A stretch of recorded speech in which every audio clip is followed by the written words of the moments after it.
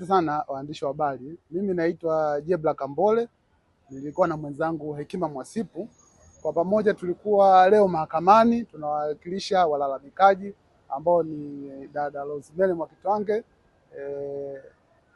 Edward Heche pamoja na Deogratias Mainyila, ambao ni walalamikaji kwenye shauri ambalo linahusiana na uteuzi wa wajumbe wa tume ya kuchunguza uvunjifu wa amani.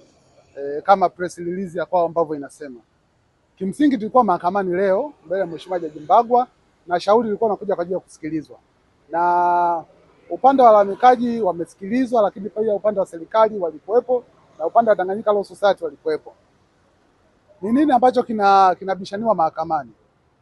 Kinachobishaniwa mahakamani ni kuhusiana na muundo wa tume ya uchunguzi.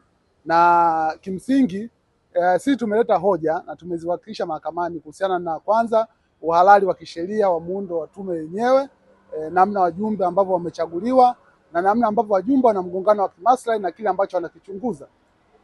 Tumezungumzia hilo, lakini pia tumezungumzia kuhusiana na iwapo mamlaka ambayo wamepewa kuunda tume ya uchunguzi yametumika vilivyo kwa kuchagua watu ambao wana mgongano wa kimaslahi. Sasa pamoja na sisi kuzungumza hivyo, upande wa serikali na wao wamejibu hoja kwamba wanaona kwamba watu hao hawana mgongano wa kimaslahi na bado mwisho wa siku wanaamini watafanya uchunguzi ambao ni sahihi. Sasa kwa kuwa jambo liko mahakamani na sisi tumelizungumza na tumeweka hoja ikiwemo wajumbe hawa kuweza kufanya viapo vyao. Sisi hatujaona wakiapa, sijui kama kuna ushahidi huo, lakini tumeiambia mahakama. Mahakama itachunguza, itafanya assessment yake, itapima na mwisho wa siku itatoa maamuzi. Na imepanga siku ya tarehe 6 mwezi wa 3 mwaka 2026 saa 9 mchana Mahakama Kuu ya Dar es Salaam watatoa maamuzi juu ya iwapo tume hiyo ni halali au sio halali.